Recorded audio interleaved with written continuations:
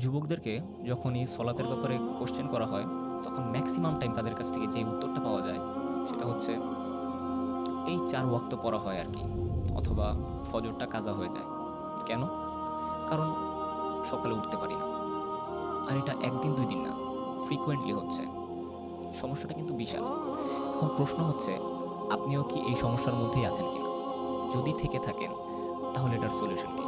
সাধারণত আমরা ফজরে ওঠার জন্য ১ টা বা ২ টা অ্যালার্ম সেট করাকেই আমাদের একমাত্র কাজ মনে করি। যদি আপনারও এমনই মনে হয়, তাহলে আপনি এখনো প্রবলেমের রুটে পৌঁছাতে পারেননি।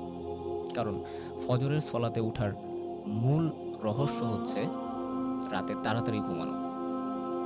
এটাই হচ্ছে আপনার ফজরের সলাতের প্রিপারেশনের ১ম পদক্ষেপ। কারণ শয়তান কিন্তু আপনার সলাত কাজা করার জন্য রাত থেকেই কাজে নেমে পড়ে। সে নানান বাহানায় আপনাকে তাড়াতাড়ি ঘুমোতে যেতে দেয় না। আর এখন স্মার্টফোনের যুগে দেরিতে ঘুমোতে যাওয়া তো একটা সোশ্যাল ট্রেন্ডে পরিণত হয়েছে। বিশেষ করে তরুণদের কথা যদি বলি, YouTube, Facebook ঘুরতে ক্লান্ত হয়ে যখন তারা ঘুমোতে যায়, তখন রাত প্রায় ১টা কি ২টা বাজে।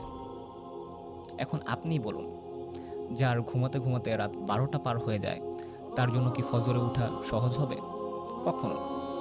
ইভেন আমরা যদি আমাদের রোল মডেল, আমাদের আদর্শ রাসূলুল্লাহ সাল্লাল্লাহু আলাইহি ওয়াসাল্লামের লাইফস্টাইল দেখি, আমরা দেখতে পাবো যে তিনি এশার পরে কথাবার্তা বলা বা অন্যান্য কাজকর্ম করাকে কিন্তু অপছন্দ করতেন।